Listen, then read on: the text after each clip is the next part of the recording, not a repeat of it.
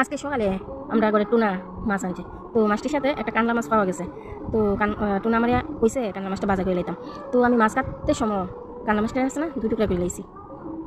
আমি চাইলে না টুনারে কিন্তু মাছটা আস্তাই বাজা করে দিতে পারতাম, কারণ একটা মাছ ভাজা খাওয়া কোনো একটা মানুষের পক্ষে অসম্ভব কিছু না।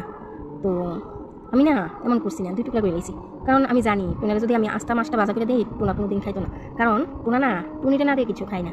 তো যে কোনো অল্প যে কোনো জিনিসই আনক এটা অল্প হোক, কিন্তু টুনা ভাগ করে খাইব, মানে টুনির সাথে ভাগ করে খাইব, মিল্লা খাইব আর কি। তো টুনা একা কিছু খাইতে চায় না, তো তার লাগিয়া আমিও কাইতে লাইলাম মাছটা আর কি। তো টুনা যেভাবে খুশি থাকে আমি এইভাবেই খুশি থাকি। দেখো মাছটা আমি কাইতে লাইতেছি, আর এদিকে আমি মাছটা কাইতে দুইটাম লইছি।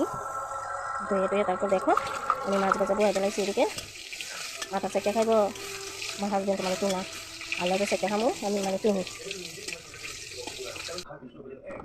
তো আমি সবশেষে একটা কথাই বলি, স্বামী স্ত্রীর মধ্যে যদি একে অপরের প্রতি ভালোবাসা থাকে তাইলে আর সুখী হওয়ার লাগিয়া আর অন্য কোনো কিছুর প্রয়োজন পড়ে না।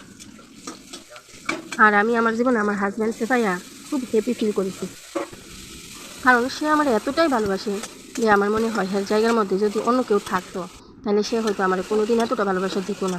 আর আমি মানে ভালোবাসার অনুভূতিটা ওইটাও হয়তো বুঝতাম পারতাম না আর কি। আমি সত্যি সত্যি খুব হ্যাপি এর মতন একজন মানে কেয়ারফুল হাজব্যান্ড পাইয়া। তো আমি তো অনেক কিছুই তোমার সাথে শেয়ার করি, তো আমার মনে হলো ওই কথাটাও একটু তোমার সাথে শেয়ার করি, তার লাগিয়ে কইলাম আর কি।